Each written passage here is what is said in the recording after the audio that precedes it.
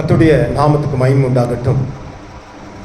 சிலுவையிலே இயேசு அறைவதற்கு முன்பாக பஸ்கா ஆசரிக்கும்படியாக அவர் ஒரு இடத்திலே கூடும்படியாக கடந்து வருகிறார்.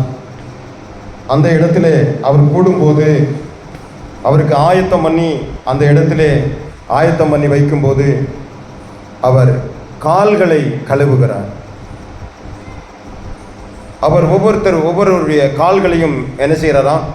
கழுவுகிறார். கழுவி அவர் சுத்திகரிக்கிற ஒரு காரியத்தை பார்க்க முடிகிறது. இந்த நாளிலே ஆண்டவர் ஒரு ராபோஜன பந்தியை ஆயத்தப்படுத்தி அவருடைய மரணத்தை நீங்கள் ஆசரிக்கும்படியாக, நினைவு கூறும்படியாக அவர் அப்பத்தையும் திராட்சை ரசத்தையும் அந்த பந்தியில வைத்து சீசர்களுக்கு பங்கிட்டு கொடுக்கிற ஒரு நிலைகளை பார்க்கும்போது இன்றைய தினத்தில் முதலாவதாக ஆண்டவர் சுத்திகரிக்கிற ஒரு நாளாக கர்த்தர் வைத்திருக்கிறார். சுத்திகரிக்கிற ஒரு நாளாக கர்த்தர் வைத்திருக்கிறான். வாசிப்போம். சங்கீதம் 51:2. 51:2. என் அக்கிரமம் நீங்க என்னை முற்றிலும் கழுவி பாவம் வர சுத்திகரியும், என்னை கழுவியலும் என்று சொல்கிறான். பாவம் மாறுவதற்கு சுத்திகரிக்க வேண்டும். இயேசு பாதத்தை கழுவுகிறார். பந்தியிலே இருக்கும்போது பஸ்காவை ஆசரிப்பதற்கு முன்பாக அவர் பாதத்தை கழுவுகிறார். பேதுரு சொல்கிறார், பாதத்தை என்ன செய்ய வேண்டாம்? கழுவ வேண்டாம். அது சொல்றாரு, நான் பணிவிடைக்காரனாக, நான் ஒரு தலைவனாக இருந்தால் பணிவிடைக்காரனாக இருக்க வேண்டும் என்று சொல்லி அவன் தாழ்மை மனப்பான்மையோடு அவர்களை சுத்திகரிக்கிறார், பாதத்தை கழுவுகிறார். அழகா இந்த பாதத்தை குறித்து சொல்லும்போது ஏசாயாவில் அழகா சொல்கிறது, மலை மேல் நடக்கும் சுவிசேஷனுடைய பாதம் எவ்வளவு அழகாய் இருக்கிறது என்று சொல்கிறது. அப்ப ஆண்டவர் அவர்கள் பாதத்தை கழுவுகிறார், அவரை சுத்திகரிக்கிறார். ஏன் என் பாதத்தை கழுவுறீங்க?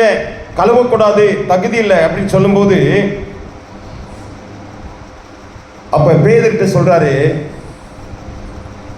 பாதத்தை கழுவினால் சரீரம் பூரா கழுவப்பட்டதாய் மாறும், நம்முடைய நடைகளை கழுவ வேண்டும் என்று சொல்லி இந்த நாளிலே ஆண்டவர் உணர்த்துகிறார். பாதத்தை கழுவ வேண்டும். பாதம் ஒரு சுவிசேஷன் அறிவிக்கிற ஒரு பாதகம் என்று அழகாய் சொல்கிறது. இவர்கள் பிற்காலத்திலே அவர்கள் சுத்திகரிக்கப்பட்டு அவர்கள் அநேக இடங்களிலே கடந்து போய் என்னுடைய வார்த்தையை சொல்லுவார்கள் என்று சொல்லி ஆண்டவர் முதலாவதாக பாதத்தை சுத்திகரிக்கிறார். பாதம் சுத்திகரிக்கும் போது அவர் சொல்றாரு, அப்படியானா பேதுரு சொல்றாரு, என் சரீரம் முழுவதும் என்ன செய்யுங்க? சரீரம் முழுவதும் நான் என்ன செய்றேன்? தண்ணியை ஊற்றி கழுவணும் அப்படின்றப்ப அது தேவையில்லை. ஒரு பாதத்தை கழுவினா சரீரம் முழுவதும் என்ன செய்தான்? கழுவினதுக்கு சமமாய் சரீரம் முழுவதும் பரிசுத்தமாய் இருக்கும் என்று சொல்கிறான். பாருங்களேன், கால்வை கழுகிற ஒரு காரியம். யோவான் எழுதின சுவிசேஷம் 13ஆம் அதிகாரம் 5வது வசனத்தை எடுத்து வாசிங்க. பின்பு பாத்திரத்தில் தண்ணீரை வார்த்து சீசருடைய கால்களை கழுவி, பாருங்களேன், தன்னுடைய சீலைகளினாலே, தன்னுடைய பரிசுத்த வஸ்திரத்தினாலே அவர்கள் அதை துடைக்கவும் செய்தார். அடுத்த வசனம். சீமோன் பேதுருவினிடத்தில் வந்தபோது அவனை நோக்கி, ஆண்டவரே, நீர் என் கால்களை கழுவலாமா என்று கேட்கிறான். இயேசு அவனுக்கு பிரதியுத்தரமாக, இப்பொழுது நீ அறிய முடியாது, இனிமேல் நீ அறிவாய். நான் சுத்திகரிப்பதற்கு காரணம், நான் செய்கிற ஒவ்வொரு காரியத்துக்கும் ஒரு காரணம் இனிமேல் தான் தெரியும். என்று ஆண்டவர் சொல்கிறார். அதை மாத்திரமல்ல, அந்த நேரத்தில் யாரை கழுவுகிறார்? யூதாசை காலையும் கழுவுகிறார். யாருடைய காலை கழுவுகிறார்? யூதாசுடைய காலையும் கழுவுகிறார், சுத்திகரிக்கிறார். அவனிடத்திலே சொல்லுகிறார், நீ செய்ய வேண்டிய காரியத்தை தீவிரமா செய்ய, கூட இருக்கிற ஒருவன் என்னை காட்டி கொடுப்பான் என்று ஆண்டவர் சொல்லுகிறார். எவ்வளவு அவர்களை சுத்திகரிக்க வேண்டும், அவர்களை தகுதிப்படுத்த வேண்டும். அவர்கள் தன்னுடைய எதிர்கால திட்டத்துக்காக தெரிந்து கொள்ளப்பட்டவர்கள் என்று சொல்லி தெல்லம் தெளிவுமாய் இயேசுவானவர் அவர்களை ஆயத்தம் பண்ணி கொண்டிருக்கிறார். இந்த வேளையிலே நம்பிக்கையோடு இருக்கிற நம்பின அவர்களிலே ஒருவன் காட்டி கொடுப்பான் என்பதை இயேசு தெரிந்து எவ்வளவு வேதனைப்பட்டிருப்பான். நாம் இந்த நாளிலே சுத்திகரிக்கப்படும்படியாக வந்திருக்கிற நம்ம தேவன் என்ன திட்டத்தை வைத்திருக்கிறார், என்ன சித்தத்தை வைத்திருக்கிறார், என்ன நோக்கத்தை வைத்திருக்கிறார், எதற்காக என்னை அழைத்திருக்கிறார், அதற்கு ஒரு முகாந்திரம் உண்டு. நான் அறிந்து கொண்டு நான் அதை செயல்படுத்தும்படியாக என்னை ஒப்புக் கொடுக்கிறேன் என்று சொல்லி அர்ப்பணித்து அவருடைய சித்தத்தை நம்முடைய வாழ்க்கையிலே கண்டடையும் வரைக்கும் நாம் அமைதியாய் காத்திருக்க வேண்டும். புரியவே செய்யாது, என்ன காரியமே தெரியவே செய்யாது. பேதுரு சொல்லுகிறான், நான் ஆண்டவரே செத்தாலும் உம்மோடு கூட என்ன செய்வேன், சாவேன் அப்படின்னு சொல்றாரு. ஆனா இயேசு என்ன சொல்றாரு, மூன்று வேளை இன்னைக்கு என்ன செய்றான், சேவல் கூவும் முன்பே நீ 3 வேளை என்ன செய்வான், மறுதளிப்பாய். கூட இருக்கிற நபர்களே இப்படிப்பட்ட ஒரு காரியங்களையும் செய்கிறதை பார்க்கும்போது இயேசு எவ்வளவு வேதனைப்பட்டிருப்பான். ஆண்டவர் இந்த நாட்களிலே நம்மளை கழுவ விரும்புகிறான், நம்மளை சுத்திகரிக்க விரும்புகிறான், நம்மளை தகுதி உள்ளவர்களாய் நிற்க ஆண்டவர் அழைத்திருக்கிறான். மறுபடியுமாய் யூதாஸ் அந்த பழைய சுபாவம் இன்னும் மாறவில்லை. பழைய சுபாவம் என்று சொன்னால் பணம் வசூலிக்கிற அவனுடைய வாழ்க்கையிலே பணத்தின் சிந்தைகள், பணத்தின் எண்ணங்கள், பழைய அந்த சுபாவம் மாறவே இல்லை. அதனாலே தான் ஆண்டவரை காட்டி கொடுப்பதற்காக அந்த பண இச்சையினாலே, அந்த பண ஆசையினாலே அவன் என்ன செய்தான், அந்த எண்ணங்களுக்குள்ளாக கொண்டு வரப்பட்டான்.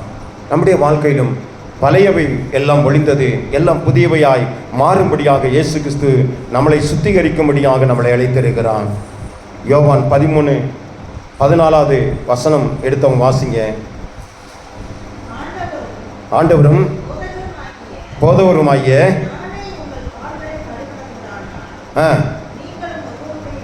பாருங்களேன், நான் கழுவுனது மாத்திரமல்ல, மற்றவர்களை சுத்திகரிக்கும்படியாக நீங்கள் ஒருவருடைய கால்களை என்ன செய்யுமா, கழுவுங்க, சுத்திகரிங்க. இந்த ஜாதி அந்த ஜாதி இப்படி அப்படி இப்படி ஒன்றும் இல்லை. லைலோயா, கர்த்தர் என்ன செஞ்சாரு, எல்லாரையும் சுத்திகரிங்க, எல்லாரையும். நான் பரத்தில் இருந்து வந்த நானே உன் காலை தொட்டு என்ன செய்கிறேன், கழுவுறேன். நீயும் என்ன செய்வேன், என்னை போல நீ மாறணும், என்னை போல நீ என்ன செய்யணுமா, மற்றவர்களுடைய கால்களை சுத்திகரிக்க வேண்டும், அவர்களை ஆயத்தப்படுத்த வேண்டும். ஆமென் சொல்லுமா. கர்த்தர் நம்மளை மாத்திரமல்ல, நம்மோடு கூட இருக்கிறவர்களையும் ஆயத்தப்படுத்தும்படியாக கர்த்தர் நம்மளை சுத்திகரித்திருக்கிறார். பரிசுத்த சிந்தைகளுக்குள்ளாக, பரிசுத்த எண்ணங்களுக்குள்ளாக, சிலுவைக்கு நேராக, சுத்திகரிப்புக்கு நேராக, விடுதலைக்கு நேராக கர்த்தர் நம்மளை கொண்டு வந்திருக்கிறார். இயேசு கிறிஸ்து அவர் பாடுபட போகிறார், காட்டி கொடுக்க போகிறாங்க, மறுதளிக்க போகிறாங்க, எல்லாவற்றையும் அறிந்தவர். ஆமென் சொல்லுமா. எல்லாவற்றையும் அறிந்து அவர் சகித்து போனார் என்று சொன்னால் அதுக்குள்ளே ஒரு தெய்வ திட்டம் இருக்கிறது. நாம் எத்தனை பேர் சகிக்கிறோம், எத்தனை பேர் பொறுமையுள்ளவர்களாக இருக்கிறோம், எத்தனை பேர் நம்ம புறக்கணிக்கிறோம், எத்தனை பேர் நம்ம தேவனுக்கு முன்பாக ஒவ்வொரு விசுவாசிகளையும் மாறி நம்ம ஒன்று தன்னை போல பிறரை நேசிக்கிற நபர்களாக இருக்கிறோமா? ஆண்டவர் நம்மளை நேசிக்க போய் தான் நம்ம இந்த உலகத்தில் ஜீவனோடு இருக்கிறோம். மற்றவர்களை நாம் நேசிக்கும்படியாக கர்த்தர் நம்மளை வைத்திருக்கிறார் என்று உணர்வுள்ளவர்களாக நம்மளை இந்த வேளையிலே நம்ம சுத்திகரிக்க கடமைப்பட்டவர்களாக இருக்கிறோம். ரெண்டாவதாக பாருங்களேன், நம்முடைய கால்களை மாத்திரம் கழுவவில்லை, அவர் நம்முடைய காயங்களையும் கழுவின கர்த்தர். பாருங்க, லூக்கா 10:34 எடுத்தவங்க வாசிங்க. 10:34. கிட்ட வந்து அவருடைய காயங்களில் எண்ணெயும் திராட்சை ரசத்தையும் வார்த்து காயங்களை கட்டி சுய வாகனத்தின் மேல் ஏற்றி சத்திரத்துக்கு கொண்டு போய் பராமரித்தான். பாருங்களேன், அங்கே ஒரு மனுஷன் குற்றுயிராய் கிடைக்கிறான். சமாரியாவுக்கு போகும் வழியிலே குற்றுயிராய் இருக்கிறான். அநேகர்கள் பார்க்கிறார்கள், வேடிக்கை பார்க்கிறார்கள். இவனை தூக்கினால், இவனை பார்த்தால் ஏதாவது பிரச்சனை ஆயிரும், இவன் கீழ் ஜாதி மேல் ஜாதி என்று சொல்லி புறக்கணித்து வேடிக்கை பார்த்து கொண்டே ஓடுகிறார்கள். ஆனால் இயேசு ஒருவர் வருகிறார். இயேசு வரும்போது அவருடைய காயங்களை பார்த்து, அவன் குற்றுயிராய் அடிக்கப்பட்ட நிலைமையை பார்த்து, அவருடைய காயங்களுக்கு மருந்தை வார்த்து சத்திரத்தில் சேர்க்கிறார். உங்களையும் என்னையும் காயப்பட்டு கடந்த அந்த நாளிலே ஆண்டவர் காயங்களை கட்டி, காயங்களை கழுவி சுத்திகரித்து நம்மளை மறுபடியுமாய் ஆண்டவர் சுகம் பலத்தோடு ஆரோக்கியத்தோடு நீக்கும்படியாக கர்த்தர் நம்மளை தேவனுக்கு முன்பாக மனுஷனுக்கு முன்பாக நிறுத்தியிருக்கிறார். ஆமென் சொல்லுமா? தேவனுக்கு முன்பாக மனுஷனுக்கு முன்பாக நிறுத்தியிருக்கிறார். அப்போஸ்தலர் 16:33 எடுத்தவங்க வாசிங்க. 33:34. மேலும் ராத்திரி அந்த நேரத்தில் தானே அழைத்து கொண்டு போய்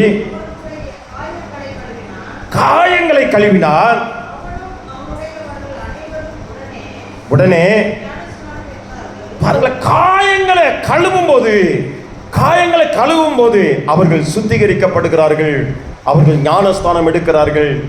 நம்முடைய சபைக்குள்ளேயும் இன்னும் ரட்சிப்புக்குள்ளாயும் வருகிற எத்தனை நபர்கள் அந்த காயங்களை கட்டும் போது நான் ஞானஸ்தானம் எடுக்கிறேன். நம்முடைய கிருஷ்ணமூர்த்தி கூட அப்படித்தான். அந்த காயங்கள் கட்டப்படும் போது, அந்த காயங்கள் கழுவப்படும் போது, சுத்திகரிக்கப்படும் போது நான் ஞானஸ்தானம் எடுக்கிறேன் என்று சொல்லி அர்ப்பணிக்கிற ஒரு நிலைகள் வருகிறது. நாம் காயங்களினாலே ஆண்டவர் கழுவி நம்மளை சுத்திகரித்து அவருடைய அநாதி தீர்மானத்தின்படியே கைவிடப்பட்ட நம்மளை ஆண்டவர் சேர்த்து கொண்டிருக்கிறான். ஆமென் சொல்லுமா? ஓசியா தீர்க்கதரிசியின் புஸ்தகம் 6ஆம் அதிகாரம் 1வது வசனம் எடுத்தவங்க வாசிங்க. ஓசியா 6:1. கர்த்தரிடத்தில் திரும்புவோம் வாருங்கள், நம்மை பீறினார் அவரே நம்மளை குணமாக்குவார்.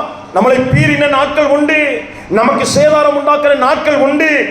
ஆனா அவரிடத்துல தான் அந்த காயத்துக்கு மருந்து உண்டு, அந்த அவரிடத்திலே இரக்கம் தயவு உண்டு. ஆமென் சொல்லுமா? அவரே குணமாக்குறவர். நான் பார்க்குறேன், ஒரு சில நபர்கள் பெரிய பெரிய பதவியில் இருந்து அவர்கள் ரிட்டையர்ட் ஆகி டயலிசிஸ் பண்ணாங்க, ஒரு சுத்திகரித்தாங்க, நிறைய பணங்களை பல லட்சங்கள் செலவழித்தாங்க. ஆனால் அந்த மருத்துவரை நம்பி மருத்துவரை சுகமாக்க முடியல. ஆனால் இயேசுவை நம்பி நீங்களும் நானும் இருக்கிற நம்ம ஒரு மருத்துவமும், நானும் என் மனைவி பேசும்போது சொல்லுவோம், சில நேரங்களில் பார்த்தீங்கன்னா ஆஸ்பத்திரிக்கு போக கூட முடியாது, தடைகள். அது பெரிய பிரச்சனை ஆனது வரைக்கும் வந்துட்டு ஆஸ்பத்திரிக்கு போகிறது கூட வழி இல்லை. ஆனால் அப்படிப்பட்ட சின்ன சின்ன பிரச்சனையெல்லாம் ஓடி ஓடி ஆஸ்பத்திரிக்கு போனால் அவங்க இன்னைக்கு உலகத்தில் இல்லை. ஆனால் பெரிய பெரிய பிரச்சனை ஆகிற வரைக்கும் நாங்கள் என்ன செய்கிறோம், ஆஸ்பத்திரிக்கு போக முடியாது. ஏன்னா அவ்வளவு டென்ஷன்கள், அவ்வளவு பிரச்சனைகள் குடும்பத்தில், அப்படிப்பட்ட நிலைமையில். ஆனால் கர்த்தர் அவர் தான் நம்ம காயங்களை கட்டுகிறார், அவர் தான் நம்மளை குணமாக்குறார். உண்மையிலே இந்த தேவனை போல ஒரு நல்ல தேவன் அல்ல. உங்களையும் என்னையும் ஆண்டவர் என்ன செஞ்சிருக்கிறாரு, அவர் தான் காயம் கட்டுகிறார், அவர் தான் பீறி போட்டிருக்கிறார், அவர் தான் அனுமதிச்சிருக்கிறாரு, அவர் தான் வேதனையை என்ன செஞ்சிருக்கிறார், அனுமதிச்சிருக்கிறாரு. ஆனால் அவர் தான் நம்மளை சாக விடாம நமக்கு ஜீவனை கொடுத்து நம்மளை நடத்துகிற தேவன். ஆமென் சொல்லுமா? யோபின் புஸ்தகம் 5ஆம் அதிகாரம் 18வது வசனம். யோபின் புஸ்தகம் 5:18. எசேக்கியா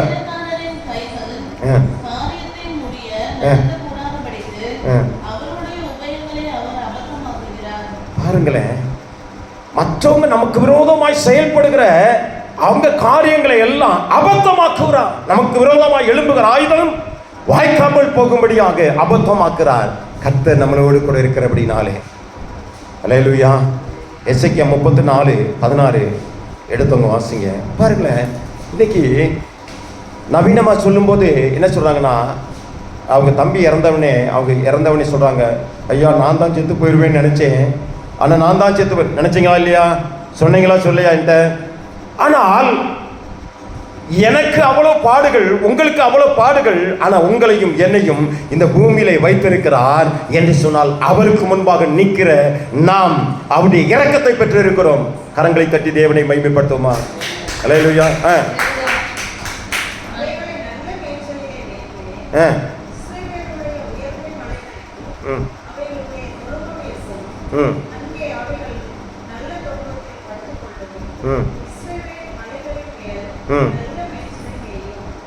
பாருங்களேன், நல்ல இடத்துல நம்மளை மேய்ச்சலை கொண்டு போய் நல்ல இடத்துல நம்மளை நடத்தி நடத்தி நடத்தி கொண்டு போய் செல்கிறார். ஆமென் சொல்லுமா? அவர் கழுவுற, நம்மளை சுத்திகரிக்கிற தேவன். எரேமியா 30:17. பாருங்களேன், நம்மளை சுத்திகரிக்கிற தேவன், நம்மளை குணமாக்குற தேவன், நம்மளை கழுவுகிற தேவன். இந்த நாட்களிலே ஆண்டவர் என்ன செய்யறதா? கால்களை கழுவுகிற ஒரு நிலைப்பாடுகளை பார்க்கும்போது நாம் ஒருவருக்கு ஒருவர் தாழ்மை மனப்பான்மை உள்ளவர்களாக நம்மளை சுத்திகரிக்க வேண்டும். மற்றவர்களையும் சுத்திகரிப்பதற்கு நம்ம குடும்பத்தில் உள்ளவர்களுக்காகவும் நம்ம என்ன செய்யணும்? ஜெபிக்க வேண்டும், பிரயாசப்பட வேண்டும். வாசிங்க.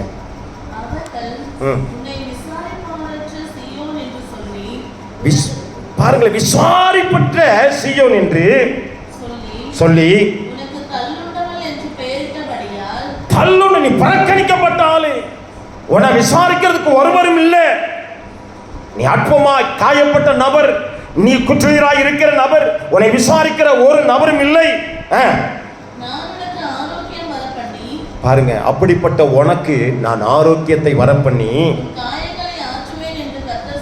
உன் காயங்களை எல்லாம் ஆற்றுவேன் என்று ஆண்டவர் சொல்கிறார். காயங்களை கழுவுகிறவர், காயங்களை கட்டுகிற தேவன். ஆமென் சொல்லுமா? எத்தனை காயம், உள்ளத்தில் இருக்கிற காயம், இல்லத்தில் இருக்கிற காயம், சரீரத்தில் இருக்கிற காயம், எவ்வளவுதான் மருந்து மாத்திரையை சாப்பிட்டாலும் தீரவே மாட்டுது. நானும் அதை தான் பார்க்குறேன். மருந்து மாத்திரையை சாப்பிட்டோம்னா வீட்டில எல்லாம் சத்தம் போடும், எதுக்கெடுத்தாலும் மருந்து மருந்து, ஒன்றும் கேட்குற மாதிரி இல்லை. ஆனால் தேவ தயவு தான் இதுவரைக்கும் நான் என்ன செய்கிறோம்? ஓடிக்கொண்டே இருக்கிறோம். அல்லேலூயா. கரங்களை தட்டி தேவனை மகிமைப்படுத்துவோமா?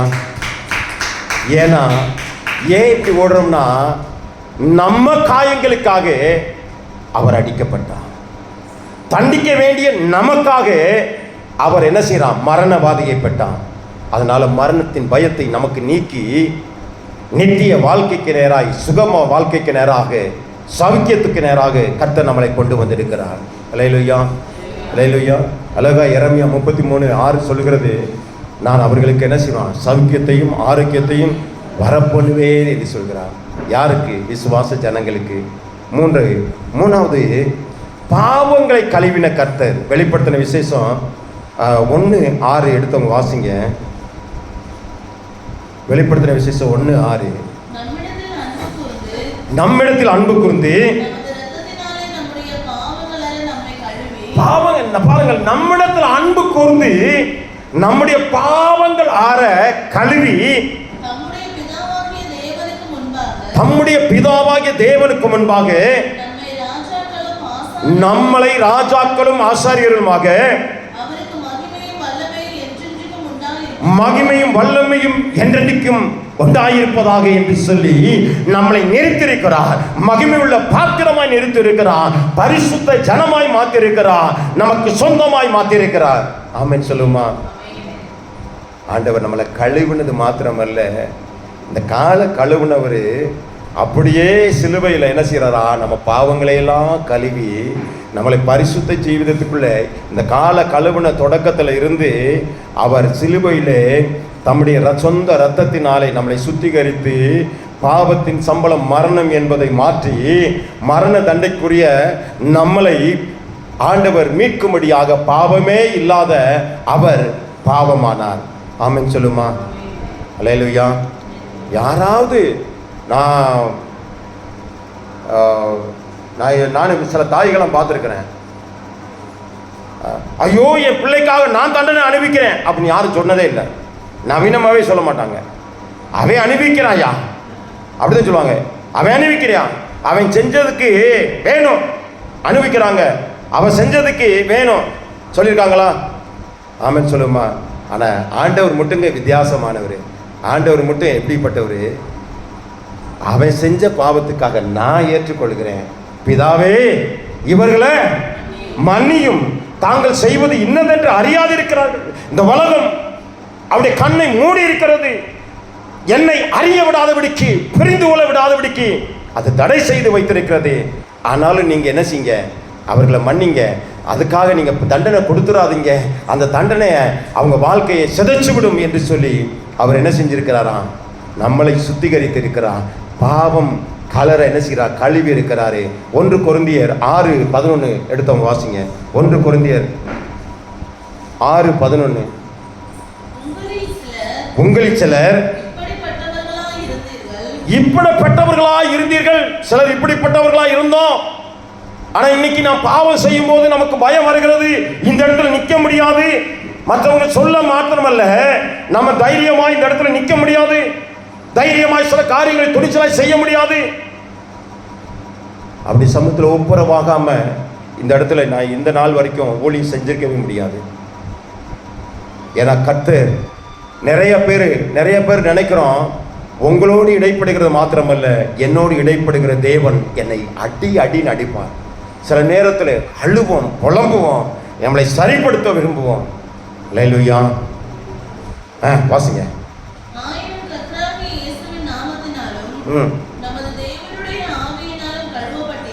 தேவனுடைய ஆவியினாலும் நம்ம என்ன செய்யணும்? கழுவப்பட்டிருக்கிறோம், பரிசுத்தமாக்கப்பட்டிருக்கிறோம், நீதிமான்களாக்கப்பட்டிருக்கிறோம். பரிசுத்தமாக மாத்திரமல்ல, நீதிமானாக மாற்றப்பட்டிருக்கிறோம். நம்ம இன்னும் பாவம் செய்வோமானால் நிச்சயமா பிசாசானவன் நம்மளை மேற்கொள்ளுவான், நம்மளை பள்ளத்தில் தள்ளிவிடுவான். பிசாசானவன் நம்மளை இந்த உலகத்தில் இருந்து எடுத்து விடுவான். ஏன்னா நமக்கு சரியான ஒரு போட்டியான ஒரு நபராக பிசாசு செயல்பட்டு கொண்டிருக்கிறான். நாம் பரிசுத்த வாழ்க்கை அந்த கொஞ்சத்திலே உண்மையாக இருக்கிறபடினாலே நாம் சிலர் சொன்னபடி சிலர் சொல்லி நம்ம மாறினாலும், சில நேரங்களில் கர்த்தருடைய வார்த்தை நம்மளை உணர்த்தி நம்மளை மாற்றினாலும் நாம் உணர்த்தப்பட்டு நம்ம பரிசுத்த ஜீவிதத்துக்குள்ளே நாம் கடந்து வந்திருக்கிறோம். அதனால தான் பரிசுத்த வாழ்க்கையில் இருக்கிறனால தான் இன்னைக்கு ஜீவனோடு நம்ம இருக்கிறோம். கரங்களை தட்டி தேவனை மகிமைப்படுத்துவோமா? ஏசாயா தீர்க்கதரிசியின் புஸ்தகம் 1ஆம் அதிகாரம் 16-17 எடுத்து வாசிங்க. ஏசாயா தீர்க்கதரிசியின் புஸ்தகம் 1ஆம் அதிகாரம் 16-17. உங்களை கழுவி சுத்திகரியுங்கள், உங்களுடைய கிரியைகளின் பொல்லாப்பை என் கண்களுக்கு மறைவாய் அகற்றிவிட்டு தீமை செய்கிறதை விட்டு ஓயுங்கள். ஆமென் சொல்லுமா? தீமை செய்கிறதை விட்டு ஓயணும். நம்ம இன்னும் அந்த நாட்களில் செஞ்சது போல நம்ம இன்னும் பரிசுத்தம் குறைச்சல் இருக்குமானால் நிச்சயமா தேவனுக்கு முன்பாக துணிச்சலா நிற்கவே முடியாது. ஆண்டவர் நம்மளை கைவிட்டுருவாரு. நம்ம இரக்கத்தை செய்து ஆண்டவர் வைத்திருக்கிறார். ஆமென் சொல்லுமா? கடைசியா நேரம் இல்லை. எபிரேயர் 10:22 எடுத்தவங்க வாசிங்க. தேவன் நம்மளை சுத்திகரித்து நம்மளை தம்முடைய ஜனமாக, தம்முடைய சொந்த பிள்ளைகளாக மாற்றும்படியாக அவருடைய கிரயத்தினாலே நம்மளை சுத்திகரிக்கும்படியாக இந்த உலகத்துக்கு இயேசு கிறிஸ்து வந்தார். ஆமென் சொல்லுமா? அதனால தான் சிலுவையில் அடிக்கப் போகிறேன், மறிக்கப் போகிறேன், 3ஆம் நாள் எழுந்திருக்க போகிறேன், வாரினால் அடிக்கப்பட்டு அவர் அக்கிரமக்காரர்களால் நிந்திக்கப்பட்டு அவமானப்படுவேன் என்று எல்லாத்தையும் சொல்லிட்டாரு. அவருக்கு தெரியாத விஷயம், நமக்கு தெரியாம நிறைய காரியங்கள் நடக்குது. ஆனால் அவருக்கு தெரியாம ஒரு காரியமும் நடக்கலை. அவர் எல்லாத்தையும் தெரிஞ்சு நம்ம வாதிக்கப்பட போகிறோம், நிந்திக்கப்பட போகிறோம், கல்லறைகளில் ஒருவராக நம்ம அடிக்கப்பட போகிறோம். எல்லாம் தெரிஞ்சு அவர் நமக்காக ஜீவனை கொடுத்தார். ஆ ஆ தெளிக்கப்பட்ட இருதயம் உள்ளவர்களாக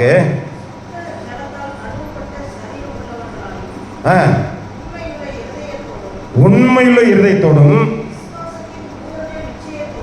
விசுவாசத்தின் பூரண நிச்சயத்தோடும் சேர கடனும். விசுவாசத்தின் பூரண நிச்சயத்தோடு நம்ம என்ன செய்யணுமா? சேரணும். நம்ம விசுவாசிக்கிறவன் பதறான் என்று சொல்கிறது. இந்த கழிவு தேவன் சுத்திகரிக்க என்னை விரும்புகிறார். எல்லாரும் முழங்கால் படியிட்டு, என்னை சுத்திகரிங்க ஆண்டவரே, என்னை சுத்திகரிங்க ஆண்டவரே, என்னை சுத்திகரிங்க ஆண்டவரே, என்னை கழுவுங்க ஆண்டவரே. அல்லேலூயா ஜீசஸ். கல்வாரியின் அன்பினையே கண்டு விரைந்தோடி வந்தே. கல்வாரியின் அன்பினையே கண்டு விரைந்தோடி வந்தே. கழுவும் திருரத்தாலே